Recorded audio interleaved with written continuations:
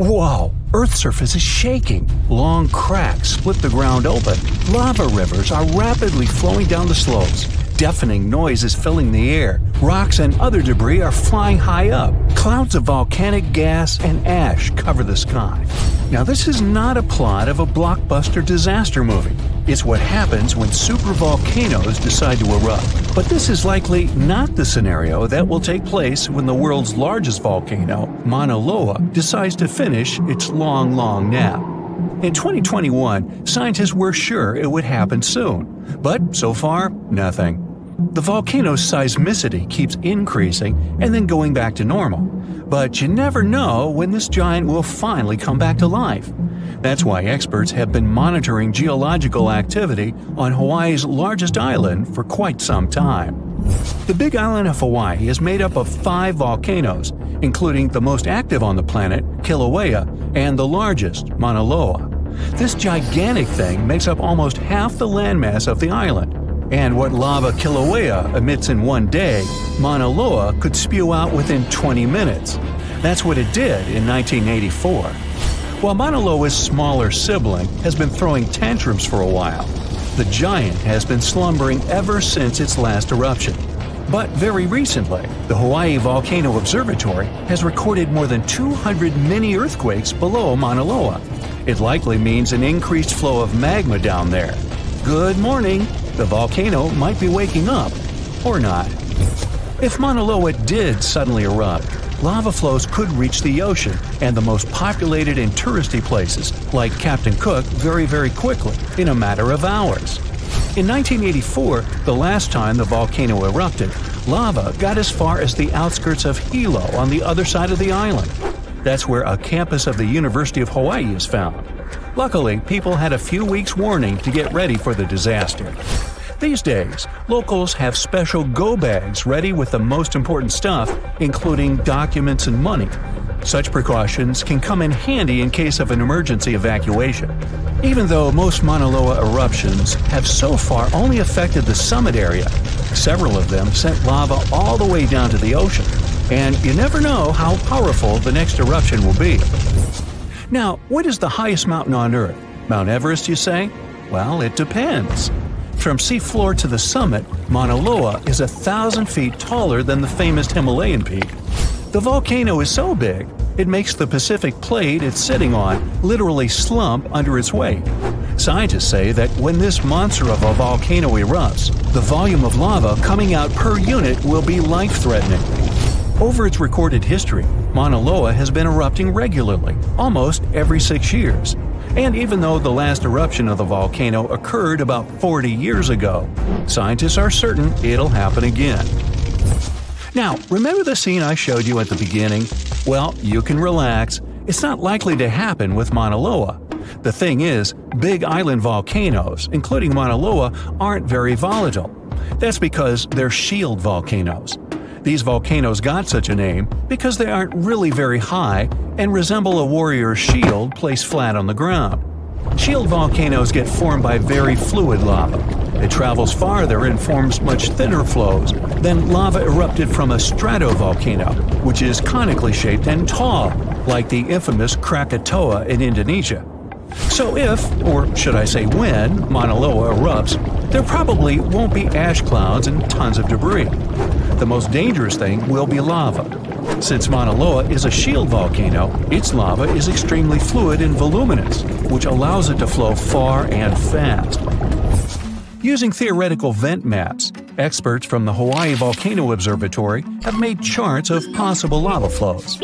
They're kind of worried about earthquakes clustering at high rates. It likely means that lava is on the move under the surface. 500 to 600 earthquakes per day are a serious reason to be on high alert. On the other hand, it doesn't necessarily mean a disaster or inevitable eruption. Around a decade ago, several earthquakes that happened at the same time signaled that something was happening under Mauna Loa. But an eruption didn't occur. Instead, half the volcano shifted a bit to the south. This way, it probably gave more room to magma so that it had enough space to stay beneath the surface. Now, let's get back to the catastrophic eruption we saw at the beginning of the video. That's what often happens when a supervolcano erupts. Those are volcanoes that have at least once had an eruption with a volcanic explosivity index of 8, which is the largest recorded number on the index. Supervolcanoes are often extremely large, with no cone at all. That's because they're typically the remains of gigantic magma chambers that once flared up, leaving behind a caldera. They're usually found over hot spots. Supervolcanoes can produce super eruptions, and when they do, they blow more than 240 cubic miles of ash, molten rock, and hot gases up into the air. In other words, 4 super eruptions could fill the Grand Canyon to the brim. Supervolcanoes get formed when gigantic volumes of scorching hot magma are trying to escape from deep underground. This magma rises close to the surface but can't break through Earth's crust. That's why a huge pressurized pool of bubbling magma gathers at a depth of only several miles. The pressure keeps growing because more magma is trying to get to the surface until, bam, a super eruption occurs. The most recent super eruption happened in New Zealand. Well, when I say recent, I mean around 26,500 years ago. Nah, I wasn't around then. That's when a supervolcano beneath the surface of Lake Tahoe spewed into the air more than 300 cubic miles of ash and pumice. Imagine 500,000 Great Pyramids of Giza flying up at the same time. That's how incredibly powerful that eruption was. But the most exciting and confusing thing about the eruption was that the Tahoe volcano simply didn't go off like many others. At first, everything was going as usual. More than 200 square miles of magma had built up under the surface, and the pressure was getting higher and higher. But after the rock cracked and the first part of lava rushed out of the crater, something went wrong, and the supervolcano took a break. Only several months later, the disastrous eruption shook the ground, and thousands of tons of lava, rocks, and ash flew high into the atmosphere. But the age of supervolcanoes isn't over. The most infamous of them all is probably the one in Yellowstone National Park. This giant handles at least 3 mega-powerful eruptions, and who knows how many smaller ones. If this monster erupted anywhere as strongly as it did 2.1 million years ago, it would spit out more than 588 cubic miles of red-hot material. You can probably picture it more vividly if I tell you that this volume is comparable to 65 million Capitol rotundas in Washington, D.C. piled together. Wow. Anyway, scientists are sure that Yellowstone doesn't present any danger these days. For an eruption to happen, magma inside must be at least 50% molten. With the Yellowstone caldera, this number is just 5 to 15%. But of course, Yellowstone isn't the only supervolcano on our planet. There's also New Zealand's Tahoe you already know about, Japan's Caldera, California's Long Valley, Indonesia's Toba. Any of them can one day produce a super eruption. There are also several so-called supervolcanoes that haven't lived up to this name yet because they've never produced anything like a super eruption. For example, in 1883, Indonesian volcano Krakatoa went off. The power of the eruption tore the volcano's walls open, and cold seawater rushed into its molten insides. The difference in temperature made the volcano blow up with a deafening boom. It was clearly heard 2,000 miles away in Australia. It earned the blast the title of the loudest sound in history. But even though the consequences of this event were truly catastrophic, it still turned out not powerful enough to be called a super eruption. Brighter green plants might give us a warning when a volcano is stirring. Turns out, unlike earthquakes, which are super unpredictable, volcanoes can sometimes show early signs. Plants growing around volcanoes look healthier when volcanic activity ramps up because they thrive on increased carbon dioxide levels, a gas that volcanoes emit during eruptions and through underground magma. They also turn browner when the volcanic activity peaks, likely due to harmful gases and heat harming the vegetation. Scientists use satellites to figure this all out. They analyzed satellite data spanning from 1984 to 2022. Future changes might be tracked through satellite imagery as well. Now, this isn't easy to measure directly, especially when volcanoes are tucked away in hard-to-reach, lush areas, such as Taal Volcano in the Philippines and Mount Etna in Italy. This way, plants could give us a heads up about volcanic eruptions years before they happen. With this new weird method, we could save nearby communities by enhancing safety measures, minimizing property damage, and improving evacuation plans. Volcanoes and plants are often tied in mysterious ways.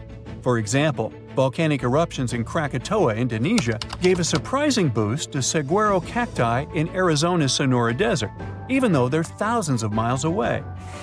When the infamous Krakatoa volcano erupted in the 19th century, it sent shockwaves around the world and suddenly helped nurture a generation of saguaros. These incredible cacti can be up to 40 feet tall as adults, but they start life as tiny seedlings that struggle to survive in the desert's harsh conditions. However, thanks to the cooler and wetter conditions caused by volcanic eruptions like Krakatoa, they can get unbelievable growth spurts. Chillier summers and milder winters that follow such eruptions create perfect conditions for young saguaros, which usually don't make it due to extreme heat and cold. But volcanoes not only influence plants, they're also Earth's jewelry makers. Deep beneath the surface, in the fiery heart of a volcano, conditions are just right to form dazzling gems. When volcanoes erupt, they can bring these treasures up to the surface. One of the most famous gems created by volcanic activity is the diamond.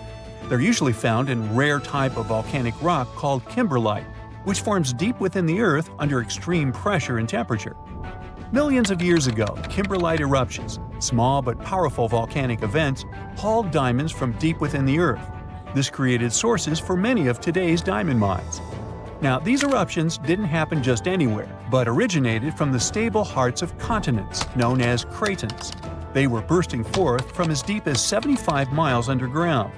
Fueled by a mix of carbon dioxide and water, they were like natural rockets, blasting through the Earth to form carrot-shaped channels filled with diamond-laden rocks. Recently, scientists have delved into why these eruptions happen. They suggested that the breakup of ancient supercontinents like Pangaea disrupted the mantle's flow underneath, triggering these spectacular kimberlite eruptions. When a volcano that hosts kimberlite erupts, it can propel these precious stones toward the surface, where we eventually find them. There are other gems that can be found in solidified lava, like peridot, a bright green stone that forms in the molten rock of the upper mantle and is brought to the surface by volcanic activity. There's also obsidian, a shiny glass-like rock that forms when lava cools rapidly. And then there are some insane rocks, like the ones that can hold water in them, even in lava. The deeper we dive in volcanoes, the rarer are the gems we can find. If we dive into the thick layer known as the mantle, we might find olivine, a resilient, pretty green mineral that makes up about half of this layer. It loves high temperatures and happily forms in lava, eventually crystallizing into the igneous rocks we find scattered across the Earth's surface thanks to volcanic eruptions. As olivine cools, it starts to crystallize. Sometimes these crystals are tiny, but other times they grow large and can be polished into beautiful gemstones used in jewelry or industrial processes like metal casing. But as we venture deeper, about 250 miles down, olivine undergoes a fascinating transformation. Here we encountered the layer that's called the transition zone. In the transition zone, the pressure is intense and the heat is on the rise. In this place, olivine morphs into exotic materials like wadleyside and ringwoodite. They show a lovely blue-green hue and a glossy sheen. While they're too rare and small for jewelry, they have a unique ability to hold water within their structures, not as droplets, but as hydrogen and oxygen components, making up to 3% of their volume. Later, it turned out that the transition zone is not just a pressure cooker for minerals, it's a giant sponge, holding a vast underground water reservoir. This was a groundbreaking discovery. You get the pun? This hidden water doesn't form an ocean as we know it, but suggests vast amounts of water are stored deep within the Earth. Volcanoes can help us learn more about life not only on our planet, but on others as well. In the fiery heart of Costa Rica's Poas volcano lies Laguna Caliente. This hydrothermal crater lake is among the most brutal environments on Earth. We've got a whole bunch here: scalding temperatures, toxic minerals, and water so acidic it can corrode metal. But despite all that, there's a few tough microorganisms that manage to thrive in these conditions. And this remarkable survival has caught the attention of scientists because it might just hold clues about life on Mars. Scientists are studying these extreme microbes. Turns out they've developed a myriad of genetic adaptations to withstand their harsh surroundings. They have genes that help them process everything, from sulfur and iron to carbon and bioplastic granules. All these things could be crucial in environments as challenging as Mars. NASA's Perseverance rover is currently exploring the crater rim of Jezero crater on Mars. Previously, we looked for Martian life signs in places like old stream beds and river deltas. However, the discovery of Laguna Caliente suggests that we should probably look for life in the remnants of ancient Martian hot springs as well. These spots might have once had the right cocktail of heat, water, and energy sources that are thought to be essential for kickstarting biology. Volcanoes can help planets in many ways, but they can also destroy life. Scientists believe that volcanic activity was one of the main reasons for at least 3 of Earth's 5 mass extinctions. Take the mass extinction of dinosaurs. We're used to blaming it on the Chicxulub meteorite, but there's a chance it could have been caused by volcanoes. The consequences of the eruptions can be horrifying. Mount Tambora, located on the Indonesian island of Sumbawa, erupted in 1815 and was the most powerful eruption ever recorded in history. This massive eruption was so strong it ejected between 8 to 11 cubic miles of material. It was so loud that the sounds of the eruption were heard as far away as Sumatra, over 1,600 miles distant. Before its catastrophic eruption, Tambora had been dormant for centuries, and its magma chamber slowly cooled and crystallized. This process built up immense pressure inside the volcano. It was eventually released in a series of terrifying events starting on April 5, 1815. The climax came on April 10th, when massive plumes of ash and pumice were thrown into the atmosphere. The aftermath of the eruption was dire. Tsunamis devastated the surrounding area. It's estimated that around 4,600 people passed away immediately from the eruption itself, with ash fallouts affecting air quality and water sources across the region. This event came down in history as the year without a summer. This was due to the vast amount of sulfur dioxide Tambora ejected into the stratosphere. It created a veil of aerosols that reflected sunlight and significantly lowered global temperatures. A similar thing happened to our planet 66 million years ago, during the dinosaur extinction. The sky turned black for months. I mean, I wasn't there, but that's what they say. If all the volcanoes on Earth suddenly erupted together, it'd be loud. We'd also have around 1,500 of these formations bursting at once. Now, normally it's just 10 to 20 volcanoes that are active each day. But what would the world look like if they all blew their tops simultaneously? Geologists think it wouldn't be pretty. Even if only the land volcanoes erupted together, it would set off a chain reaction way worse than anything we've ever seen before. The 2 big problems would be ash and volcanic gases. While the explosions in lava would be damaging for people nearby, the real danger lies in what happens next. A thick layer of ash would cover the planet, blocking out sunlight completely. No sunlight means no photosynthesis, which means crops would fade away and temperatures would drop considerably. And all this ash cloud could remain in our atmosphere for up to 10 years. Now, ash aside, there's also acid rain to worry about. Volcanic gases like hydrochloric acid and sulfur dioxide would mix with the atmosphere and fall back down as acid rain. This type of weather would harm the groundwater and ocean surfaces. Even if humans would find a way to survive up to this point, we'd have no corals and no other sea creatures around. Scientists have seen similar events in Earth's history at a smaller scale. Big volcanic eruptions have been linked to mass extinctions. When Mount Pinatubo erupted in 1991, it cooled parts of the world for 2 years. But the extra carbon dioxide from these eruptions could also heat the planet, the same way we turn our stoves to broil for that extra crispy layer on our casserole. Geologists also mentioned that there's evidence in our atmosphere that stuff like this may have happened in the distant past. During the Cretaceous period, carbon dioxide levels were way higher than today, which made it difficult for marine life to thrive. Who would survive all this? Probably just some extremophiles, these organisms that survive in harsh conditions like hot springs or deep undersea vents. As for humans, we could all lay low in underground bunkers until things clear up, or build multiple space stations that could fit us all. Yeah, right. The chances of all volcanoes erupting at once, though, are very slim. Whew! That's because there isn't one giant source supplying all the volcanoes on Earth.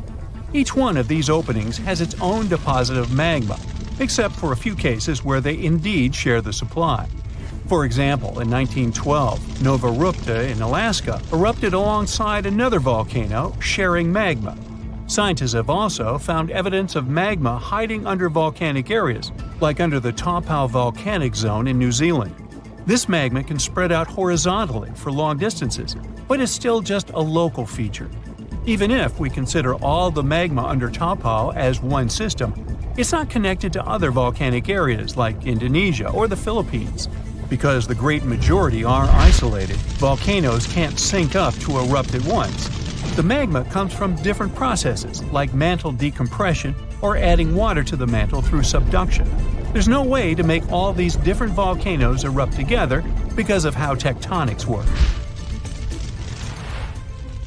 Now, that doesn't mean we won't see interesting volcano activity in the future. Take an underwater area near British Columbia, where recently about 200 small earthquakes per hour have been noted.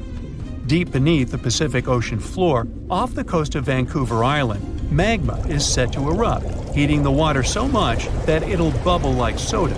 However, this event will likely go unnoticed by anyone other than scientists. The anticipated eruption will most likely happen around 3 miles below the ocean surface. Scientists explain that the earthquakes range from negative to 4.1 magnitude, meaning only those nearby would feel any tremors. This unusual activity gives us a rare opportunity to study how the Earth's crust forms. The magma beneath the ocean floor is estimated to be almost 1,500 degrees Fahrenheit, but will cool rapidly upon eruption and contact with water. This runny rock will solidify upon contact with the seafloor, turning black quickly. This event will be useful for biologists too, who will have the opportunity to study the marine animals' response to any changes, like run! Antarctica, often seen as a vast icy continent, also holds a volcanic surprise beneath its frozen surface. Researchers have identified over 130 under the western ice sheet alone, making it the largest volcanic region on Earth. Most of these volcanoes, about 90, were only recently discovered in 2017. But could any of these Antarctic volcanoes actually erupt? Well, it depends on which volcano we're talking about. While these formations are relatively young in geologic terms, it's hard for scientists to tell if they're still active or not. There are only 2 confirmed active volcanoes in Antarctica, Deception Island and Mount Erebus. The latter, standing tall as the highest peak on the continent, has been continuously erupting since at least 1972. It's known for emitting gas and steam, and sometimes even throwing out rocks in what are called strombolian eruptions. One of its most notable features is a persistent lava lake in its crater, a rare phenomenon due to specific conditions needed to keep the surface molten. For instance, it's fueled by a steady supply of magma from deep within the Earth's mantle. This continuous inflow of molten rock provides the material for the lava lake to exist. It also features low ambient temperatures. Despite its location in Antarctica, Erebus has relatively mild temperatures in its summit region because of the heat generated by the volcanic activity. This allows the lava lake to remain liquid rather than freezing over. Deception Island, another active volcano, last erupted in the 70s. While it's currently not showing signs of imminent eruption, it's being monitored closely for any concerning activity. Apart from these 2 being confirmed to be active, Antarctica is dotted with fumaroles, openings in the Earth's crust that release gases and vapors. Sometimes these fumaroles can create icy towers reaching heights of 10 feet. What we should focus on is maybe supervolcanoes. They're this type that has the potential to produce the most massive and destructive eruptions. Unlike the typical one, which has a single vent, supervolcanoes have a vast magma chamber beneath the surface, spanning tens or even hundreds of miles in diameter. Their eruptions can have catastrophic effects on the surrounding area and even impact global climate patterns because of the amounts of ash and gases they spill out into the atmosphere. One famous supervolcano is the Yellowstone one, which some say is gearing up for another eruption. It has the capacity to unleash a colossal eruption, spewing over 240 cubic miles of material. As much as we'd like to predict its behavior, volcanoes don't stick to a calendar. On the contrary, eruptions simply happen when there's enough magma beneath the surface. There also needs to be enough pressure for the magma to travel upwards. As far as we can measure, these conditions are not currently met at Yellowstone. Sure, many volcanoes operate on a cyclical pattern, but that doesn't mean Yellowstone is overdue. In fact, Yellowstone has had just 3 major eruptions over the past 2.1 million years. Also, the term supervolcano refers to the formation's size, not necessarily how fussy it is. Yellowstone's monitoring is extensive, tracking seismicity, ground deformation, thermal emissions, gas, water chemistry, and surface changes. Signs of an eruption would include thousands of earthquakes over a short period. We'd also see deformation on the ground and weird gas emissions ahead of time. Stable as it might look like for now, the consequences of it having a major eruption could look ugly. Ash dispersion could blanket a 500-mile radius, potentially disrupting Midwest agriculture and clogging waterways. Ash and gas emissions into the stratosphere could induce global climatic effects, making our planet colder for several years. And yes, we've seen some research that it shows there's more liquid molten rock under the Yellowstone volcano than scientists believe. But that doesn't translate to imminent danger. Guaijen Volcano in Indonesia is not your ordinary lava-belching mountain. Instead of producing black smoke and red lava, as most volcanoes do, this eccentric guy lets out a blue flame and electric blue lava.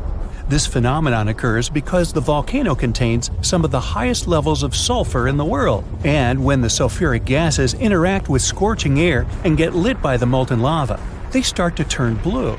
Unfortunately, you can see this mesmerizing sight only at night, but you can smell it all day long.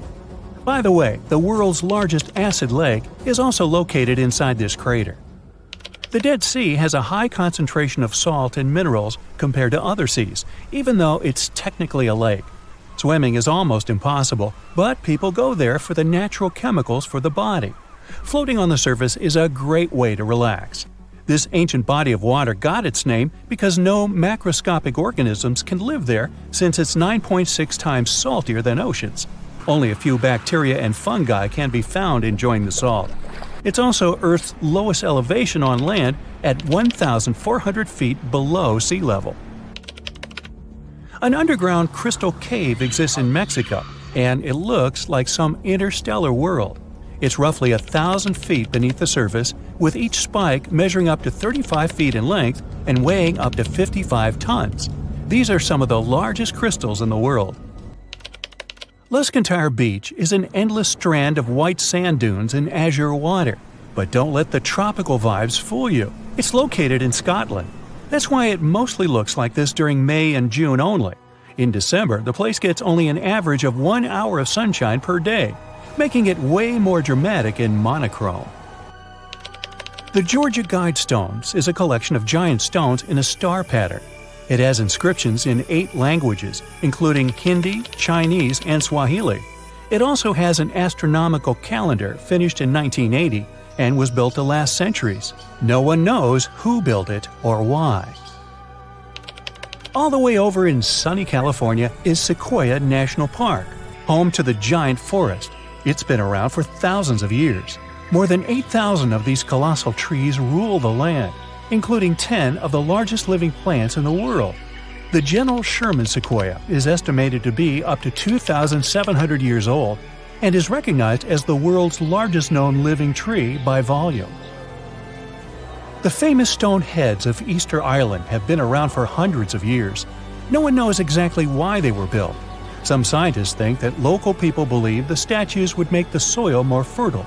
Soil analysis proved the heads did their job well. It's the best agricultural spot on the island. The chemical composition of the ancient hot springs in Pamukkale, Turkey, makes the water pouring over the edge look magical. They're not only good for cleansing your body, but the mind too. All the way in Saudi Arabia is a rock sliced perfectly in the middle with two pieces sitting parallel. What makes Al Nasla so unique is that it wasn't artificially done, but is a result of nature's work over the years.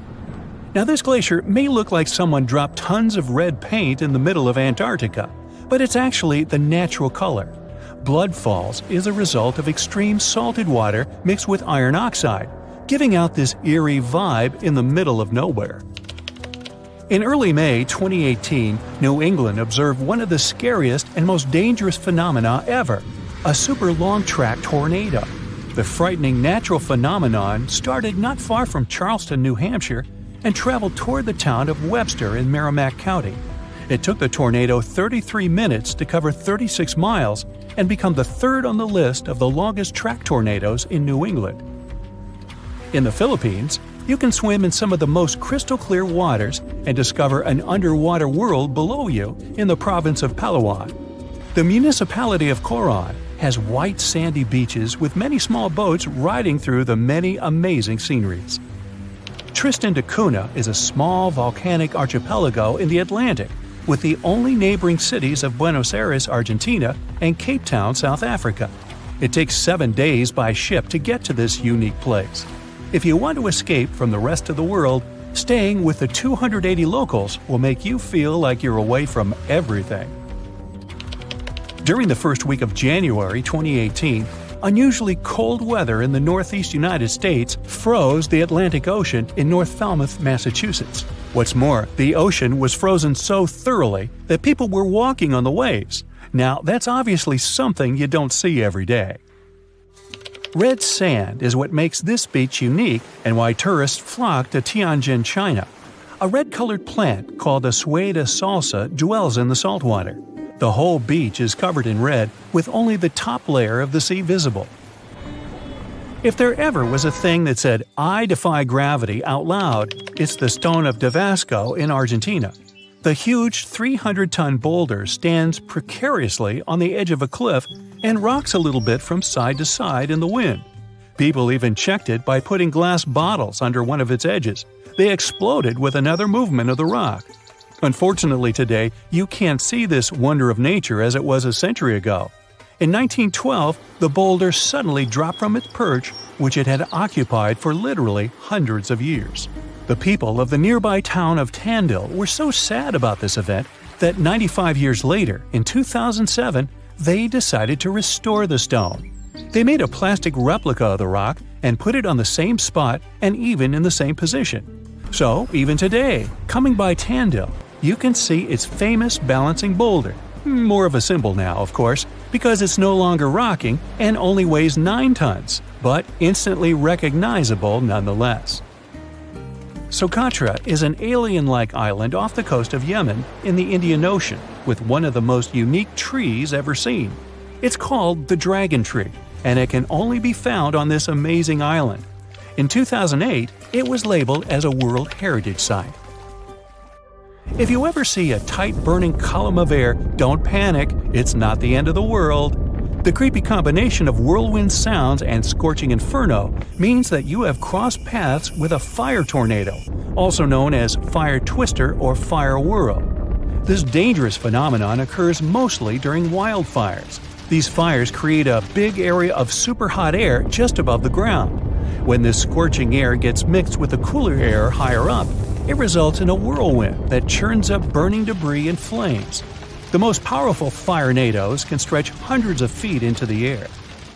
The House of Mystery in Gold Hill, Oregon, amazes its visitors with gravity-defying effects. You can't stand straight there, always leaning to the side and having to hold on to something for balance. Balls roll upwards. There's also a broom that stands perfectly still wherever you put it, unlike virtually everything else in the shack. The local Native American tribes called this place the Forbidden Ground, even before the house was built there, and they avoid approaching it. The owners of the shack, though, decided to turn it into an attraction, and they succeeded. They created an atmosphere of mystery around the place and spread the news about it in newspapers and later on the internet, and voila! A perfect anomaly is made. In fact, it's no more than a curiosity, a human-made optical illusion that tricks your eyes and other senses. Now, if you travel to the Philippines, Indonesia, or Papua New Guinea, you'll have a chance to see some of the most unusual and cheerful trees in the world. The trunk of the rainbow eucalyptus looks as if it had been painted orange, green, red, purple, yellow, brown, blue, hey, you name it. Some trees are so bright that they seem artificial. The rainbow eucalyptus regularly sheds strips of bark, which reveals a bright green layer underneath. A bit later, this green layer gradually changes its color. And since the shedding happens at a different time in different places on the trunk, the tree starts to look multicolored and very attractive. Yemen is home to the oldest skyscrapers in the world and the oldest metropolis. The ancient city of Shibam is considered to be the Manhattan of the desert, due to the collection of mud buildings popping out of the desert floor. It used to be a caravan stop during ancient times.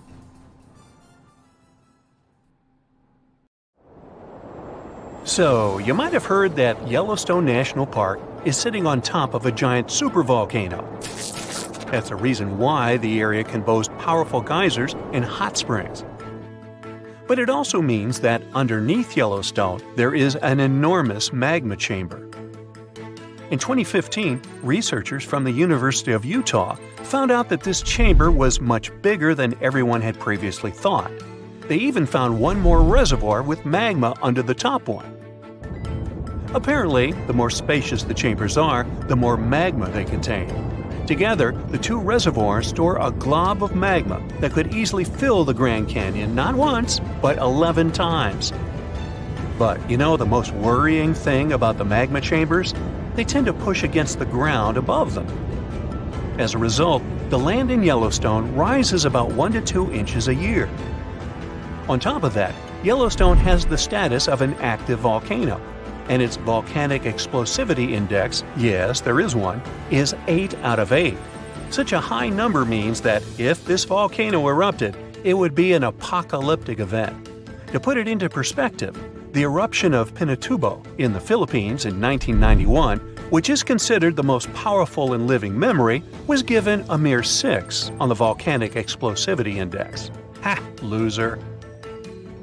Now, let's figure out if there's anything to worry about. In March 2023, the University of Utah seismograph stations recorded 354 earthquakes in the entire region of Yellowstone National Park. Sounds like a lot. But keep in mind that the most impressive event of the month was a mini earthquake of magnitude 3.7. It was part of a swarm of 106 earthquakes that began on March 29th and continued until the end of the month. Yep, earthquakes apparently also come in swarms, so be aware. Experts say that Yellowstone's seismic activity is, well, kind of more active than usual, but it's really nothing serious. A geophysicist working at Yellowstone Volcano Observatory called Michael Pollan claims that the volcano won't erupt anytime soon.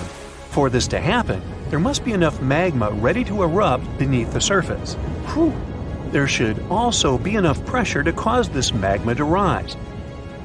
But neither of these conditions exist today. According to the expert, Yellowstone is stable now. At the same time, Pollan and his team are keeping track of all kinds of underground activity, looking for warning signs of possible eruptions. Some of them can be the frequency of earthquakes and ground deformation. Thousands of mini earthquakes, coupled with extreme changes in the surface of the ground in that area, can be alarming. The team also monitors the temperature of the park's thermal features. That's another noteworthy sign of a potential disaster. Park-wide changes in geyser activity, as well as gas and thermal emissions. So, despite the media claims that Yellowstone is due to erupt soon because the last eruption happened 70,000 years ago, that's not how volcanoes work. Experts say that it's one of the most popular misconceptions about volcanoes. They don't follow timelines. If a supereruption did happen, though, the most worrying thing for us would not be the lava flows. and not an earthquake that would most likely accompany the natural disaster. No, the worst consequence of such a super eruption would be ash and ashfall. Let's have a look at what it was like when the Yellowstone volcano erupted many years ago. It formed the Yellowstone caldera after spewing out an insane amount of dust, volcanic ash, and rock into the air. Recently, scientists have also learned about two other previously unknown supereruptions that happened around 9 and 8.7 million years ago.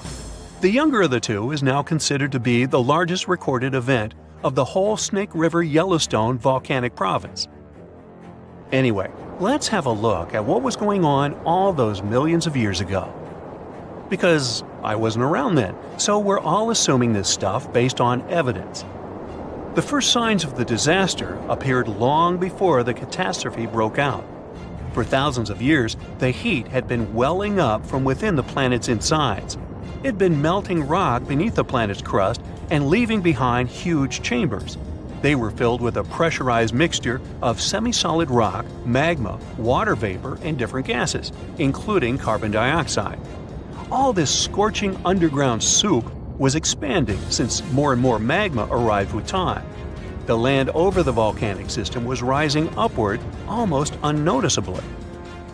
A year before the supereruption, Yellowstone gave a warning, a burp maybe, but that long ago there was no one who could interpret these signals. Plus, those alarming processes were mostly going on underground. For example, decompression releases gas bubbles.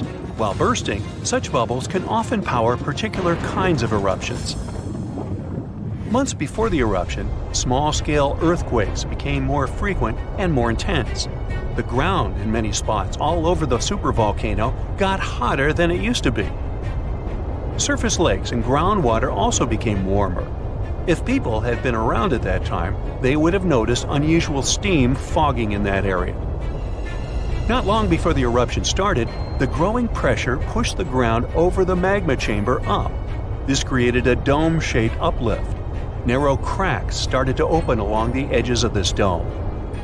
Imagine opening a bottle of soda after you've shaken it. Something like that was happening near the volcano. Think Mentos and Diet Coke. The pressure was released through the fractures when gases were bursting out from under the surface.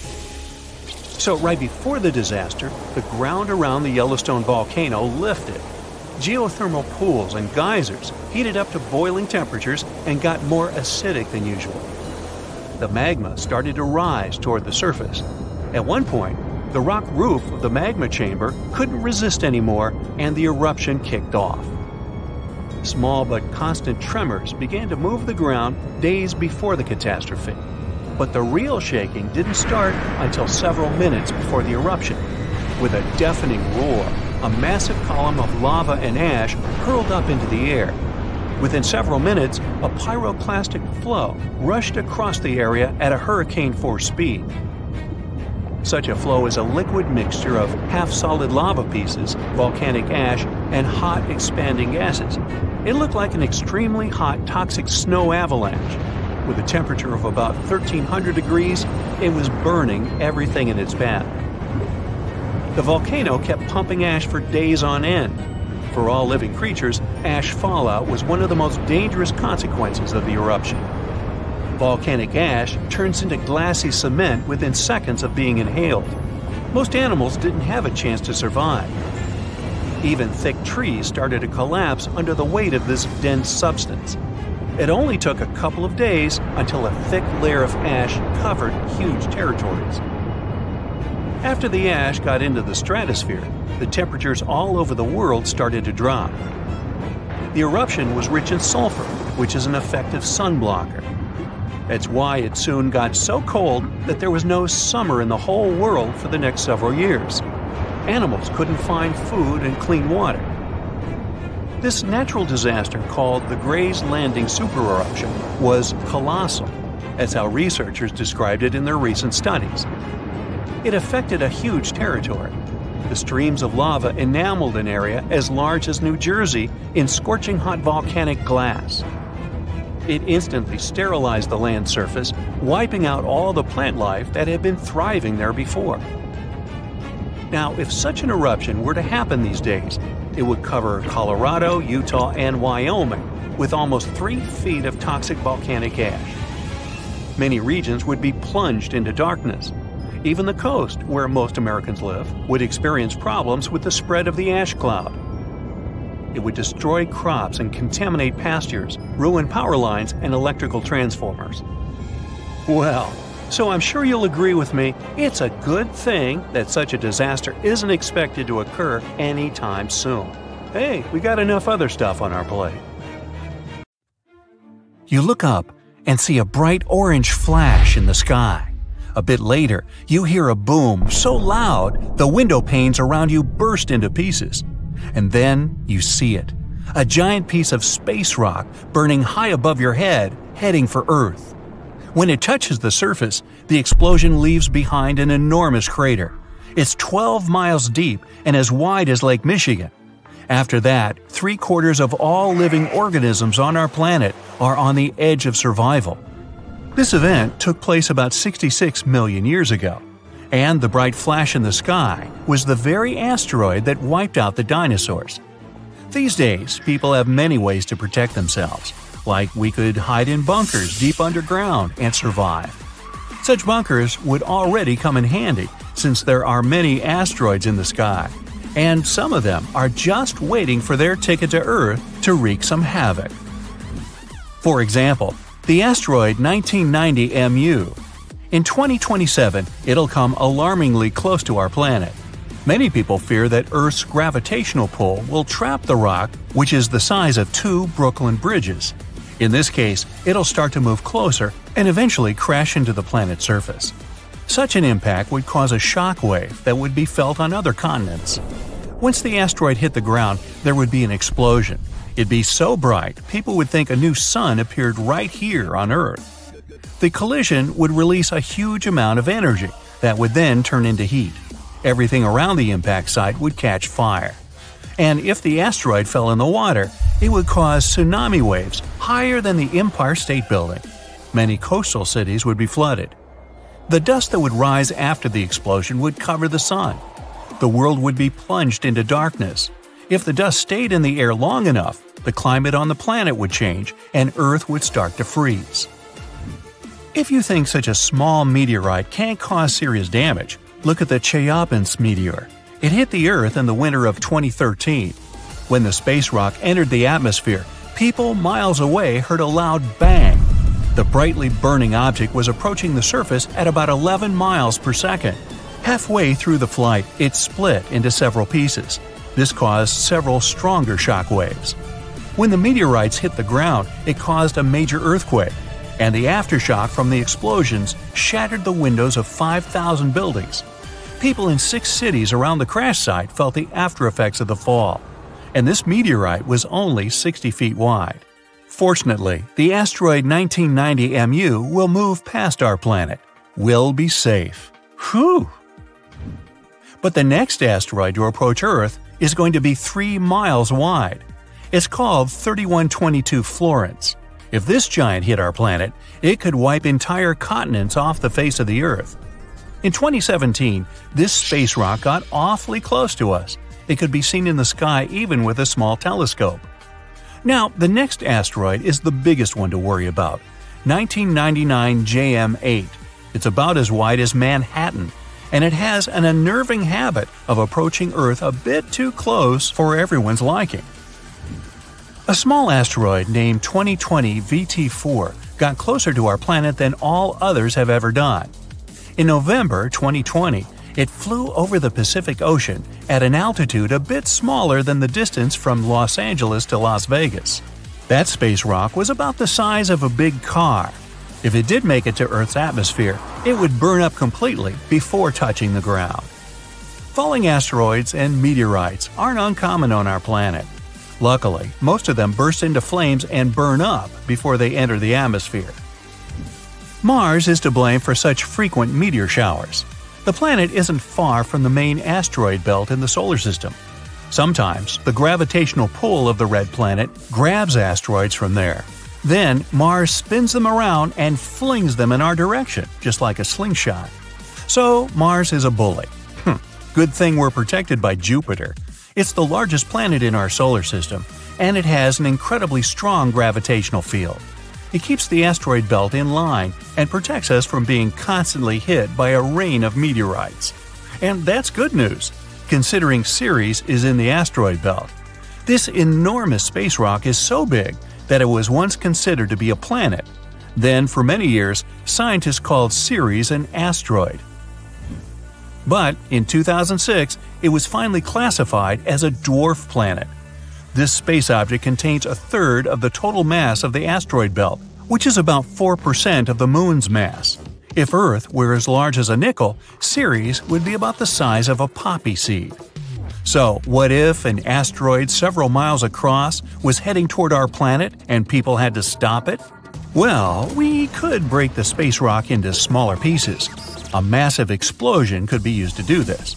People wouldn't even need to land on the giant asteroid. Getting close to its surface would be enough. Boom! A powerful burst of energy would split the asteroid into several large pieces and tons of debris. The smallest rocks would burn in the heat released in the blast, and it would also change the asteroid's trajectory. The larger fragments would burn up while entering the atmosphere. All witnesses of this unusual meteor shower would have a chance to admire a beautiful fire show.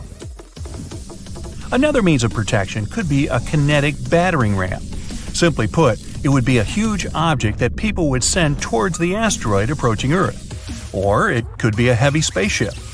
This is the method scientists produce to prevent the asteroid Apophis from falling to Earth. This guy is 1,200 feet across and often passes by our planet, coming as close as 19,000 miles above Earth's surface.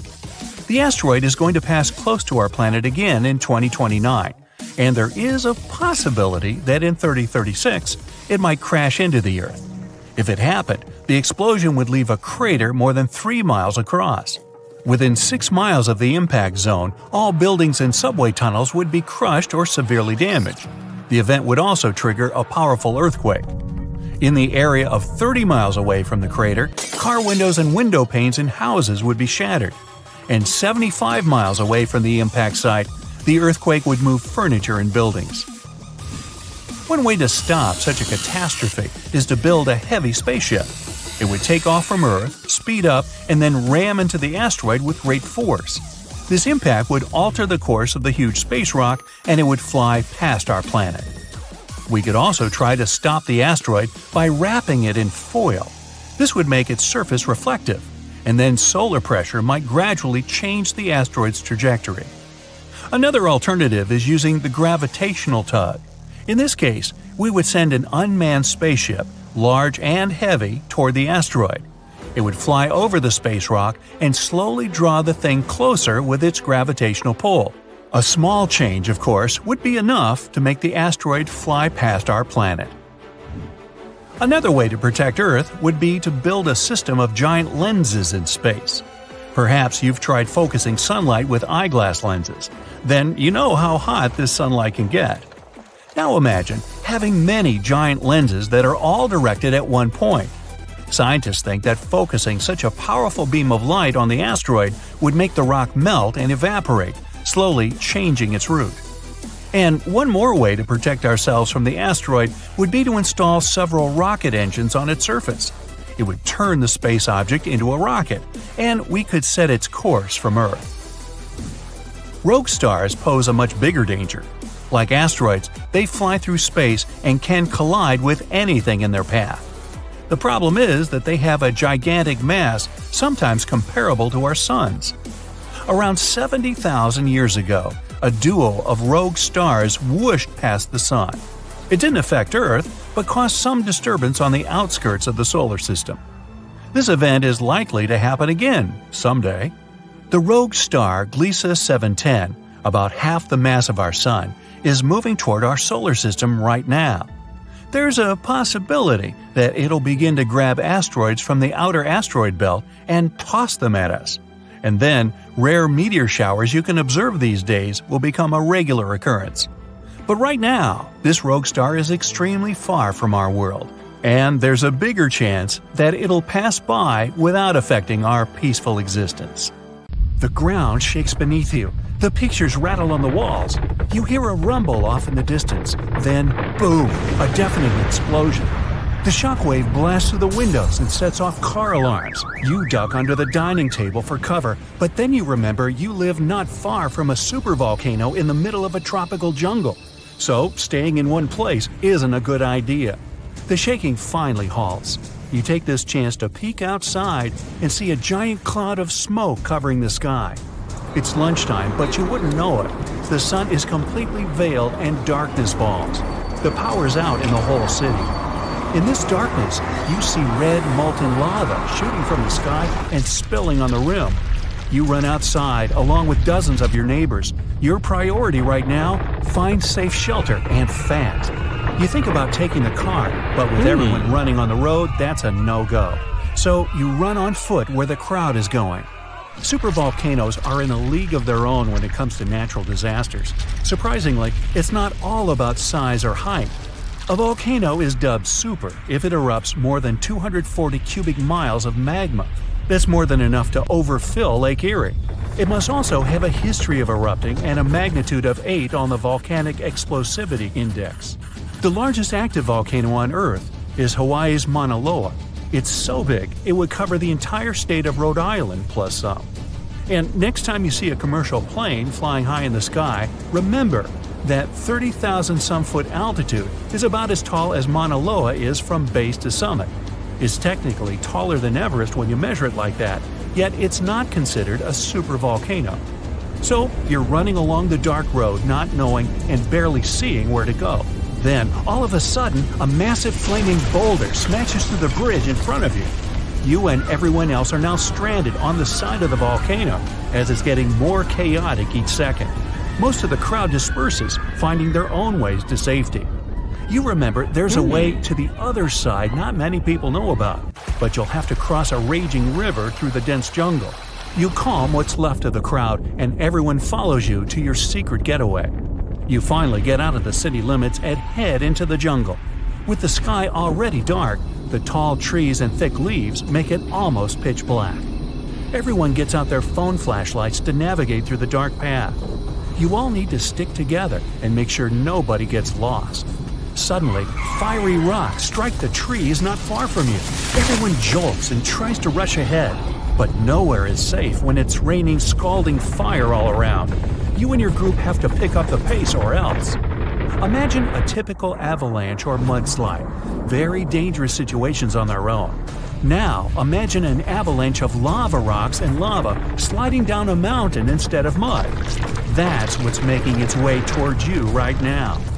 More and more people catch up with your group and bring news that the entire neighborhood is submerged in lava. It's traveling quicker than you thought. You can never really predict how fast a lava flow will be until you see it. It all depends on how thick it is and how steep the mountain slope. Lava can move slowly at about 20 feet a minute, a fraction of the average person's walking speed. Or it can flow as fast as 30 miles per hour, which even the fastest person on Earth can't outrun. But the lava isn't even the most dangerous problem. If you didn't have protection, the gases spewing from the eruption would fill your lungs, and those spread faster and further than the lava flow. Your eyes and throat would be itchy. You'd get a headache, dizziness, increased heart rate, difficulty breathing. The worst would be passing out from the lack of oxygen. Luckily, everyone managed to grab their gas masks before leaving their homes. You're now entering the treacherous terrain of the jungle and the danger zone. Everyone's phone batteries are giving out one by one, so your vision is even more limited. The terrain is tougher and you can't hear any sounds from the river. At this point, you're not even sure if you're going the right way. But your instincts tell you the deeper you go, the safer you'll be. The path is muddy, and the vines are hindering everyone's movements. That's when you hear something big running through the jungle. It's coming up on you fast. You can't see a thing until it's right up on you. A bear! And there goes a rhino. Wild cats, domestic cats, dogs, different creatures of all sizes and species. They all come running through the jungle right past you. You and your fellow humans aren't the only ones fleeing from the eruption. The rumbling is still going on. Before you know it, a shower of fire rocks strikes right behind you and ignites parts of the jungle. There's no going back. Everyone picks up and runs for it. You hear thunder in the distance. A flash of lightning lights up the dark sky. You think, finally, some rain to wash away this fiery nightmare. But that's not a regular storm brewing. These giant smoke clouds can mimic a thunderstorm under similar conditions. Your luck finally pays off. You hear the river straight ahead. You reach the bank and have to hop on some stones to get to the other side. You almost slip when someone from the group catches you just in time. Whew, that was too close. Not far down the river is a large waterfall leading straight to a shallow lake with sharp rocks at the bottom. The ash from the lava falls like snow, covering most of the trees and landing on the river. Ash is one of the most dangerous things about volcanic eruptions. You're soaked to the bone, but it's a lot better than ash and smoke. And then the rest of the group follow. The next thing you know, the river starts steaming as lava meets the bank and runs into the water. You try your best to speed things up. The lava can heat this water up to dangerous levels, and there are still people slowly crossing the river on the slippery rocks. Luckily, you manage to get everyone across. Well, almost everyone. You turn around and see someone's leg got caught between two rocks. The lava continues to pour into the river. You can feel the heat of the steam. You rush back to this person and try to pull them out. Their leg won't budge. Someone else from the group comes to help, and you're finally able to pull them out in the nick of time. You and everyone else, now exhausted from your trek, keep going as far as possible. That's when you see the main road that connects you to the broken bridge. There are others on the road that got out safely, and even some cars filling up with survivors and heading fast out of the area. The volcano is still spewing lava, and the entire city is flooded with it. What was once your town now looks like a giant burning lake. Planes and helicopters can't fly because of the smoke and ash, so don't count on an air rescue. You're still at risk even though you're on safer ground, so it's still too early to celebrate. Everyone continues to move away from the city. The further, the better. The ground continues to shake, but this time it's even more intense than before. Supervolcanoes are powerful enough to cause many earthquakes. But it's a good thing you're out in the open, far from the buildings and debris in the city. Now, back to reality. Rest assured that a volcanic eruption of this intensity won't happen for a very long time, as in millions of years. Besides, thanks to warning systems and humanity's preparation for such an event, it's extremely rare for even a regular volcano to do as much damage as it could. So, don't scratch Yellowstone off your travel list just yet. When we think of active volcanoes, one region comes to mind: the Ring of Fire in the Pacific Ocean. 3/4 of Earth's volcanoes sit within this belt. Compare the area to Australia, which doesn't have any volcanic activity. The old continent of Europe is also calm, or at least we like to think so. Can you guess what the most active volcano in Europe is? If you thought of Mount Etna on the island of Sicily in Italy, you were right. The volcano has erupted about 200 times and has been far from sleeping in recent decades. The last time this happened was in August 2023. The highest mountain in the Mediterranean is 500 million years old. But in Iceland, there is a much younger volcano. It sprang into action on the 10th of July 2023. In the afternoon, 3 fissures appeared in the ground on a peninsula in the southwest of the island. This was at a base of a small mountain peak. Its name means Little Ram in the local language. The volcano spewed molten lava high into the air. There were also gas plumes in the area. But the scientific community wasn't surprised by the event. They already knew about the volcanic area that stretches between the cities of Reykjavik and Keflavik. Its name is hard to pronounce. Hey, I want to buy a vowel. It had already erupted during the previous 2 summers. This activity came after 8 centuries of dormancy. In the days leading up to the latest eruption, seismologists, the scientists who study earthquakes, recorded over 12,000 tremors. When the ground opened up in July, the fissures were over 1.5 miles long. The following morning, 2 of them closed. All the lava was now coming out of the last fissure. It grew into an elongated cone, the simplest shape of volcano we are all familiar with. The lava soon filled a large crater. It grew almost 100 feet tall during the first week, and it is still growing. On the night when the eruption started, lava spread out in all directions. Its cinders set ablaze the dry moss in the vicinity. Local authorities closed off the surrounding area. There were toxic gases from the volcanoes and smoke from the burning moss. Firefighters flocked to the area. After a week, they proclaimed the area safe. Visitors soon came to witness the birth of Europe's youngest volcano. This form of tourism is quite developed in Iceland. People come from all over the world to watch active volcanoes. The land of fire and ice is home to more than 130 volcanoes. Some 30 of them are active. Now, I know what you're thinking right now. Is volcano tourism safe? In Iceland, it is. The country's authorities research and constantly monitor all of the hotspots. The island is dotted with several dozen seismic stations. These help researchers accurately predict future eruptions, and emergency services are accustomed to these sorts of events. They can quickly cordon off danger zones. This is what happened in 2010. A volcano in the south of the island, the name of which everyone struggled to pronounce, erupted. It spewed out a plume of steam and ash that was 7 miles high. This wasn't a fun time to be an air traveler. Winds carried the enormous plume southeast toward northern Europe. Many countries closed their airspace for several days for safety reasons.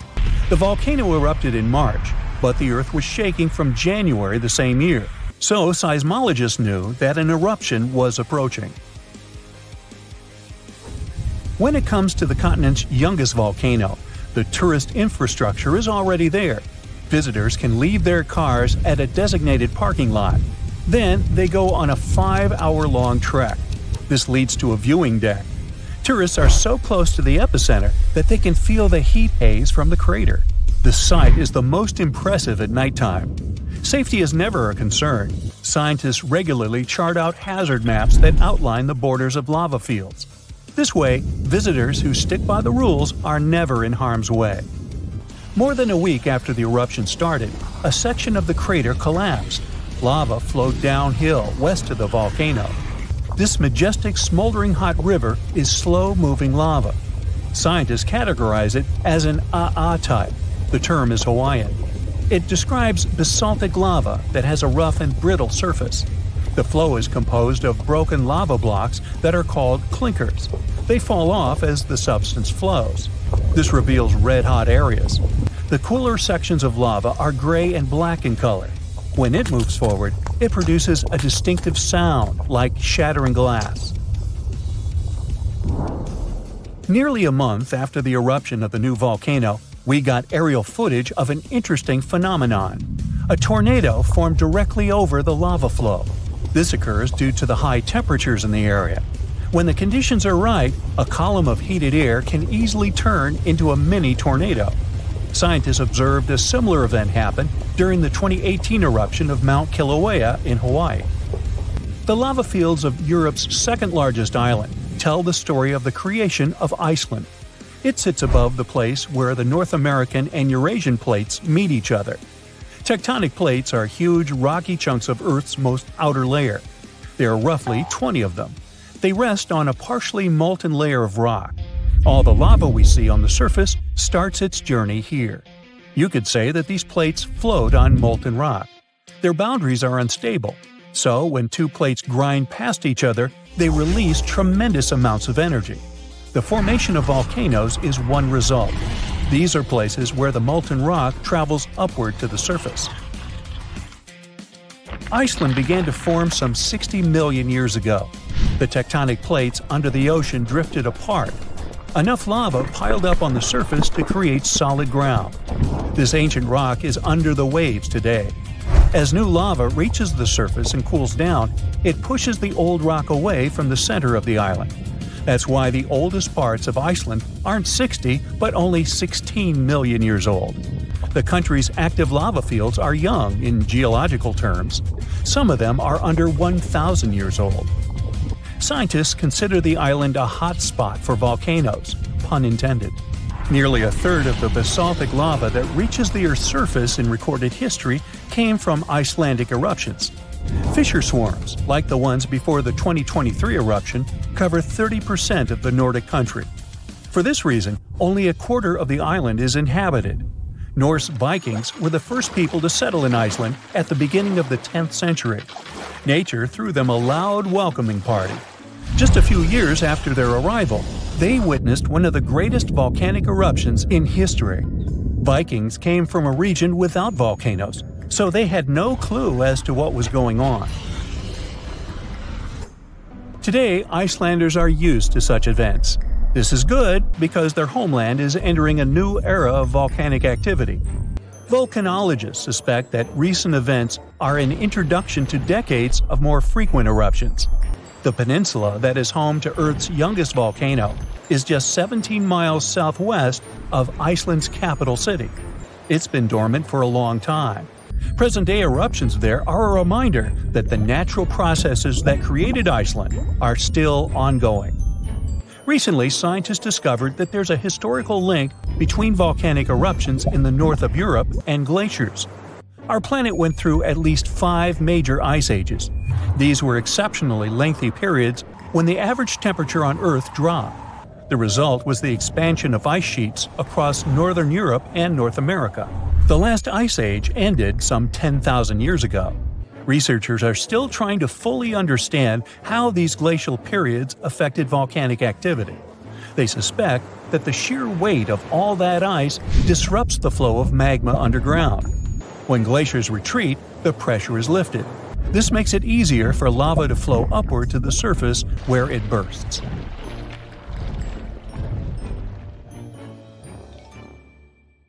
The largest volcanic region on Earth is not in Africa or Japan, but under the ice of Antarctica.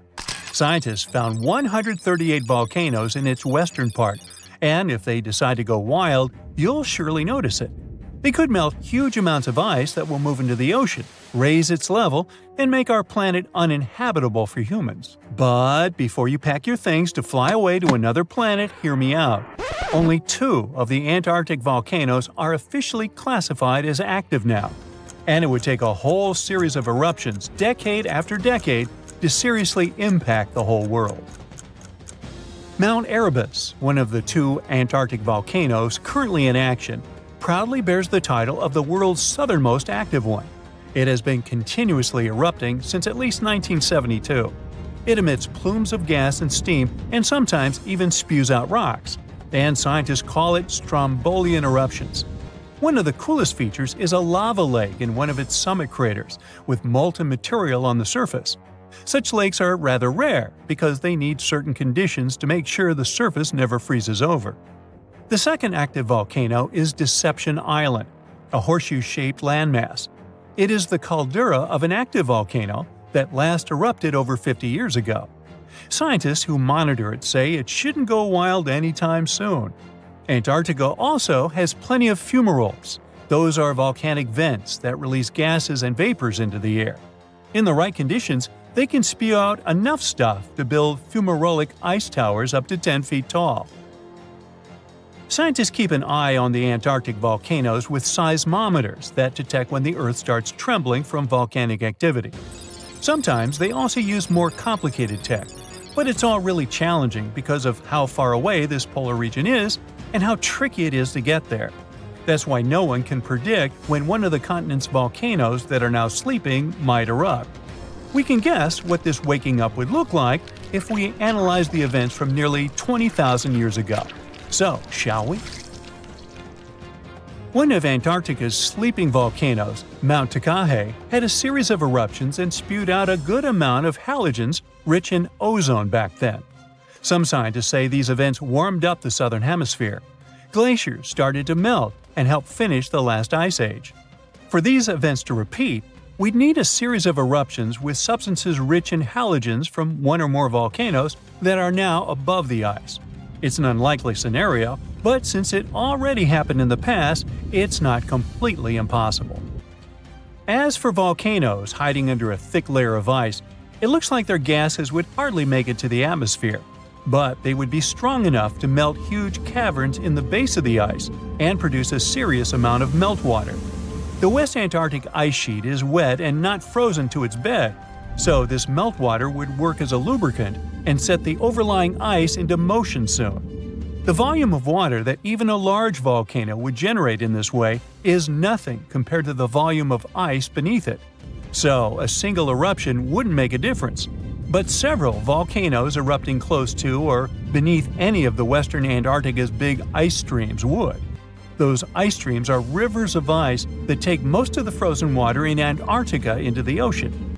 If they change their speed and bring unusual amounts of water into the ocean, its level will rise. As the ice would get thinner and thinner, there would be more and more new eruptions. Scientists call it a runaway effect. Something like that happened in Iceland. The number of volcanic eruptions went up when glaciers started to recede at the end of the last ice age. So it looks like, for massive changes, several powerful volcanoes above the ice with gases full of halogens need to get active within a few decades of each other and stay strong over many tens to hundreds of years.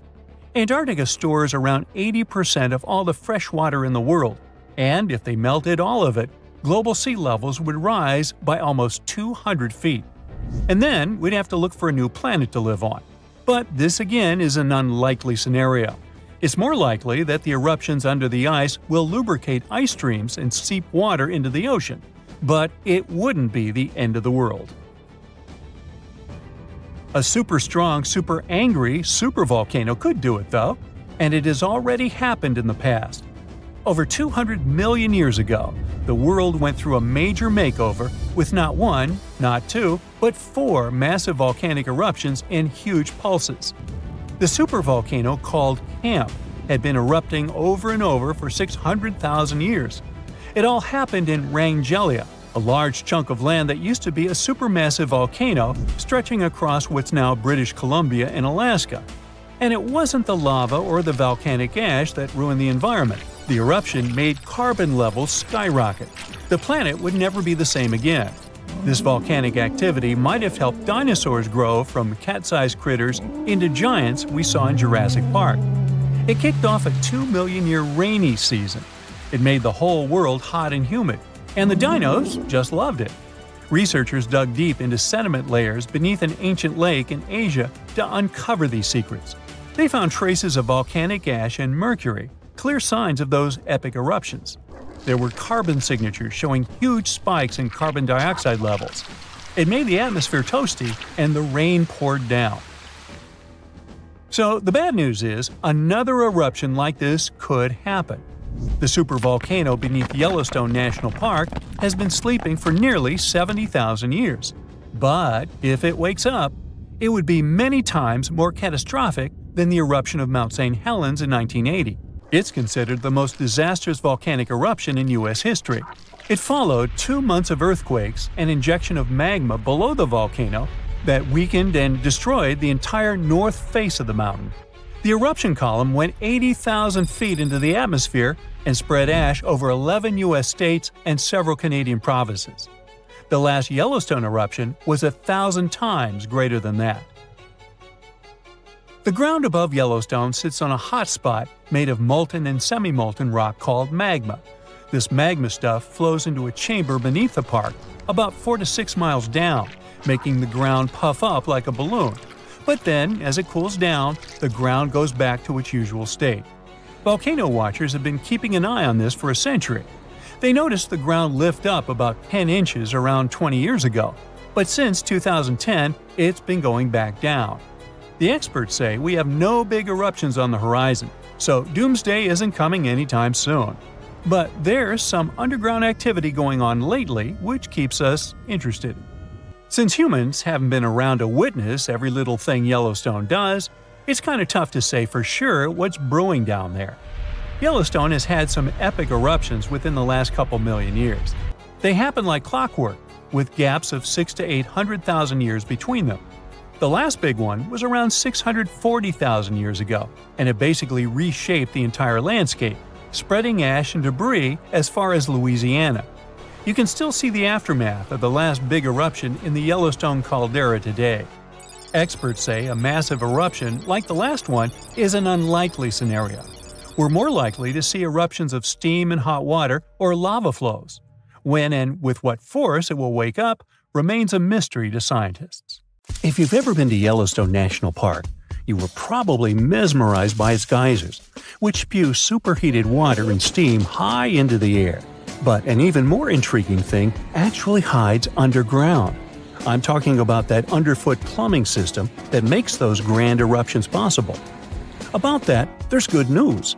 Recently, researchers have succeeded in mapping the national park's hydrothermal plumbing system with the help of a giant flying magnet.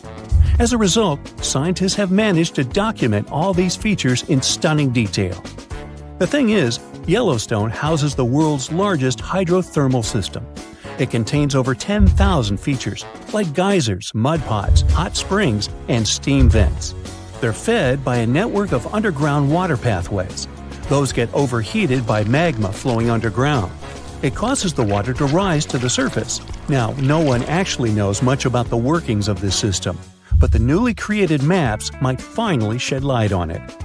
Experts explain that their knowledge of Yellowstone has a subsurface gap. That's why it's often called a mystery sandwich. Scientists know quite a lot about the features on the surface because they can observe them directly. And they know what's going on in the magmatic and tectonic system several miles below the surface. But they haven't figured out what's happening in the middle yet. So, I must tell you about that giant flying magnet used for research. It's known as SkyTem. It was attached to a helicopter and flown over Yellowstone several hundred times, scanning the ground below. The magnet is made up of an 82-foot-wide charged wire loop. Its main task is to generate a strong electromagnetic field. And since different kinds of material, like water or rock, respond to this field differently, scientists managed to create a few subsurface maps for the first time ever. The mapping technique also allowed the researchers to differentiate between magma and bedrock, since they have a bit different magnetic properties. And the team got a chance to see how the magma and water interact and create those mind-blowing geological features on the surface. The team got high-resolution maps to a depth of around 500 and 2,300 feet, and low-resolution maps showing what's going on at a depth of up to 1.5 miles. At the same time, the researchers think that the hydrothermal system itself may stretch as far as 3 miles below the surface. If they're right, it means they've only mapped the top half of Yellowstone's plumbing system. Anyway, remember how I said that scientists know pretty much about the bottom part of the Yellowstone sandwich? They have such a good idea about the tectonic plates and deep fault lines because the park's frequent earthquakes provide them with a lot of opportunities to study different phenomena. In July 2021, for example, more than 1,000 earthquakes rocked the area. These days, the team of researchers knows much more about some famous features, like the Old Faithful Geyser or the Grand Prismatic Spring. They've also found out that individual hydrothermal features on the surface can actually be connected to others, which can be as far as 6 miles away from them. Another interesting discovery is that even though Yellowstone geysers and hot springs vary in size, shape, color, volatility, and chemical composition, they are mostly fed by very similar underground sources. That means that the difference between the features appears closer to the surface. Now, I'm sure you've seen the iconic image of Yellowstone with a large rainbow-colored spring, fiery orange at its edges. So what makes these hot springs so colorful? Surprisingly, these awesome hues come from microscopic creatures. The temperatures in the springs are so high they can easily and quickly cook you. Plus, the water there is super acidic, like the liquid in a car battery. But there are certain types of heat-loving microbes that don't mind these crazy conditions. You can even say they're thriving there. So every ring of a different color is, in most cases, a ring inhabited by different bacteria. And each species is adapted to a particular temperature or pH level, which measures how acidic this or that environment is. For example, take the Grand Prismatic Spring, yes, the iconic one. Its rainbow hues likely hint at the diversity of microbes living there. So, starting from the center of the hot spring, you can see a beautiful aquamarine color there.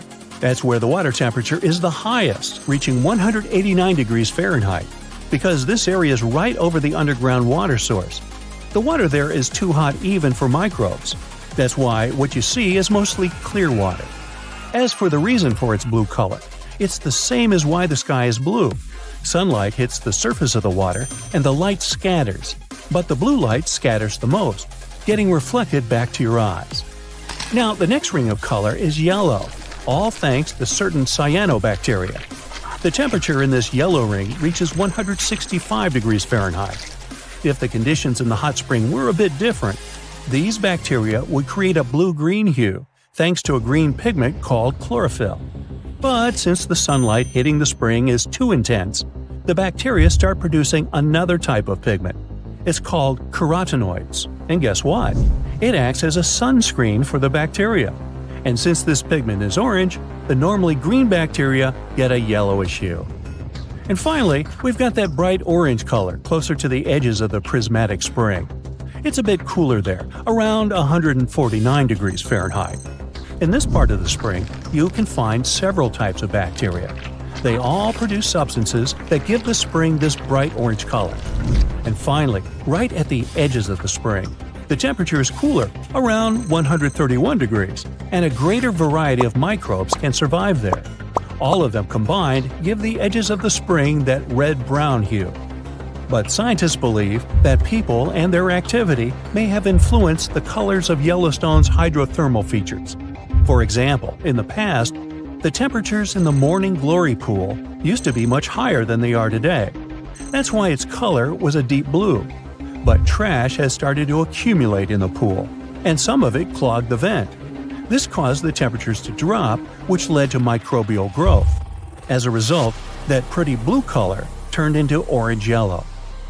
As for Yellowstone's geysers, the most famous one is called Old Faithful.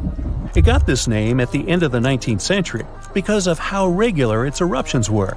This geyser is more active than the others, erupting about 20 times a day.